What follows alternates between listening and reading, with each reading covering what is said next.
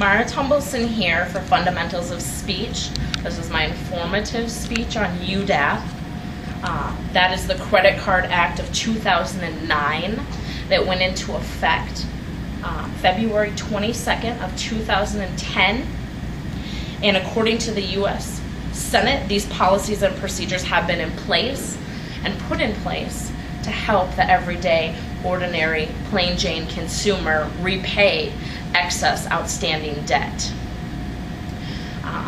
More or less, these have been put into place to help the protection of the consumer so that they're able to repay their debt, help eliminate fees and charges, have more fair marketing and disclosure information, also limit those pre-screened solicitation offers. So just a few things. Like I said, these are multiple ways to help the ordinary consumer repay their debt and reducing or eliminating the fees and charges, limiting or removing marketing and solicitations to those under the age of 21 years. One thing is, wow, with these fees and charges, since the 1990s, the fees have almost doubled. As you can tell, interest rates have increased.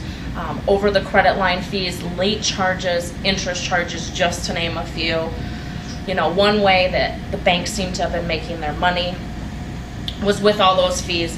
One bank even states it's the 6th largest credit card issuer, made $7.4 million in revenue just in over the credit and late payments alone in 2005.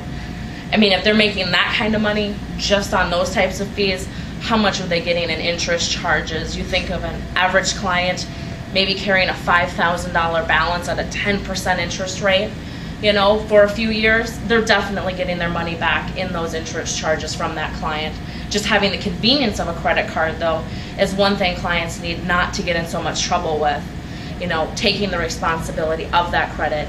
But with those marketing disclosures and those pre-solicited offers to young folks out there these days, definitely it's one thing that the credit card companies have focused more on, not giving out such misleading information. They want their consumers to know, you can apply for this card. As such here, you can go ahead and apply for a card. You may not get that exact card in which the solicitation mentioned. It might say it's going to be a World Platinum, American Express card, for example, and you might get stuck with a Gold MasterCard. You never know what's out there these days. Also, taking advantage of balance transfers, convenience checks, things of those nature. You definitely want to read the fine print, which many consumers, I feel these days, are certainly taking the responsibility in doing so, especially when you receive a pre-solicited offer and it says on there 0% for 15 months. Well, they don't read that fine print up to 15 months. So that could range anywhere from a 2-month offer all the way up to 15 months. And when you're paying 5% or 3% to transfer a $5,000 balance, you're definitely getting yourself into a situation that it's maybe not even worth. But that's one way the banks have certainly helped with those misleading offers. And those unfair APRs, as you know, APRs have increased and have been increasing since the 1990s. Many credit cards are sitting at around 29%. In some offers, that's even a low offer. Others are sitting around maybe 10%, and they think that's great, which it is. It's an awesome rate. But others are just concerned because they used to have interest rates around 2 and 3%. And what happened to them? Well, all the debt that's out in American society these days, that's what's happened to those interest rates. One thing that I find funny is, many clients may have blemished credit or no credit at all, and they're trying to establish credit, and they don't read those offers, and they're not sure what they're getting themselves into, and they just go ahead and start applying. That's where all the problems start. Then you get billed for fees and charges before you even receive the credit card, and you're never even sure what you've gotten yourself into. But overall, when applying for credit, definitely read the fine print, know what's out there on those credit cards.